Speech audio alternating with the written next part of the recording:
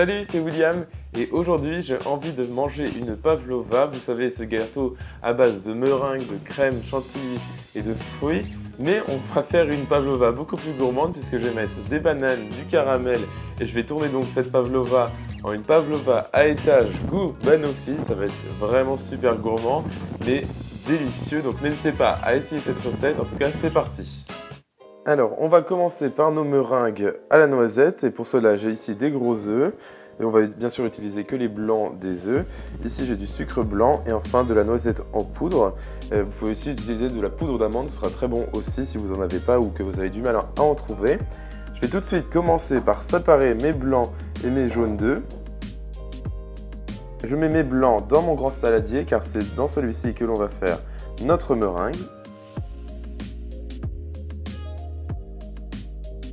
Nous n'avons pas besoin des jaunes d'œufs dans cette recette, donc je vais les mettre de côté, mais n'hésitez pas à faire de la glace avec. J'ai une excellente recette sur ma chaîne YouTube, donc vous pouvez utiliser ces jaunes d'œufs et surtout ne pas les jeter. Maintenant, on va passer donc au montage des blancs en neige. Et je vais battre mes blancs jusqu'à ce que j'ai une neige légère, et ensuite on ajoutera le sucre petit à petit, donc vraiment une cuillère à soupe par cuillère à soupe, jusqu'à ce que vous ayez une belle meringue bien ferme.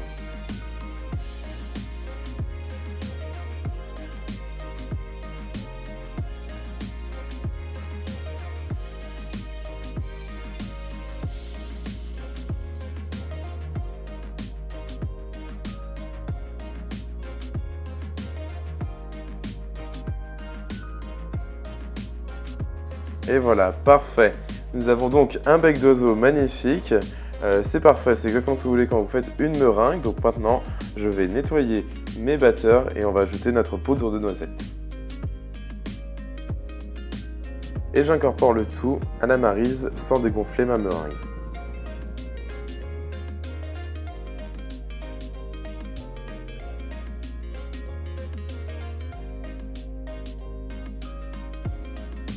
Maintenant, je remplis une magnifique poche à douille avec ma préparation à base de meringue et surtout de noisettes.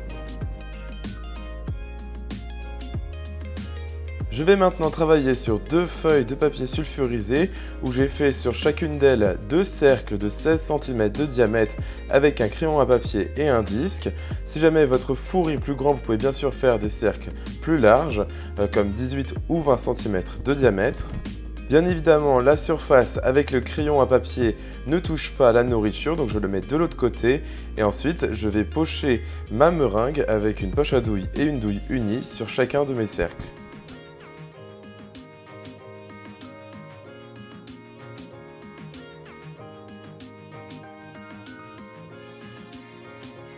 Alors, j'ai bien réparti ma meringue sur les 4 cercles et maintenant je vais l'étaler donc avec une maryse pour que ce soit plus uniforme.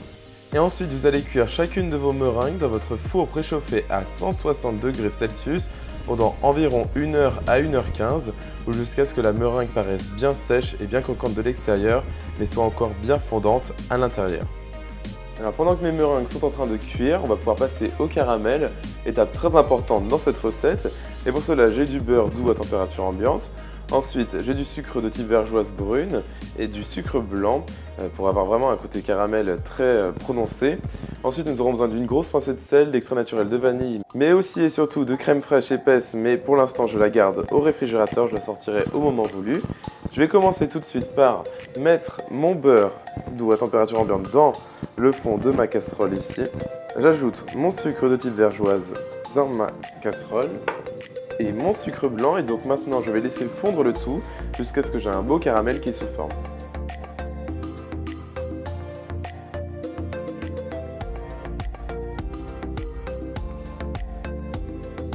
Et donc maintenant que j'ai un beau caramel, j'ai baissé très franchement la température de ma plaque et je vais ajouter ma crème tout en mélangeant et puis ce sera presque terminé. Voilà, donc mon caramel est parfait, donc j'éteins ma plaque et je vais maintenant ajouter une grosse pincée de sel pour que ça fasse du caramel au beurre salé.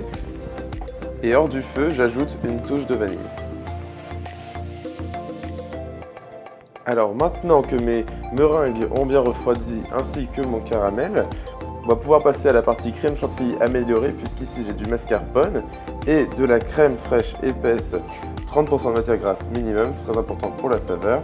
et je vais tout simplement monter le tout avec un batteur électrique. Je n'ajoute pas de sucre, tout simplement car les meringues sont assez sucrées et le caramel est très sucré aussi, bien entendu. De ce fait, pas besoin d'ajouter de sucre à cette étape. Et voilà, parfait, mon mélange est bien homogène, donc maintenant on va pouvoir passer à l'assemblage. Alors j'ai ici ma première meringue, j'ai bien entendu choisi la plus moche pour commencer, et je vais venir étaler un quart de ma crème fouettée.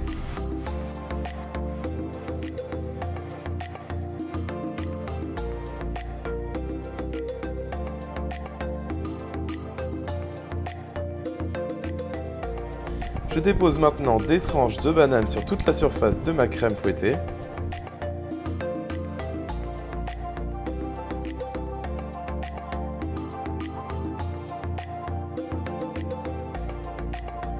Et maintenant, pour toujours plus de gourmandise, je vais ajouter un petit peu de caramel au beurre salé que j'ai fait précédemment avec une cuillère.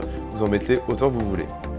Je fais maintenant exactement la même chose avec chaque couche, donc je vais d'abord rajouter une couche de meringue, ensuite une couche de crème, de banane et enfin recouvrir le tout avec du caramel jusqu'à ce que j'arrive à la dernière couche de meringue.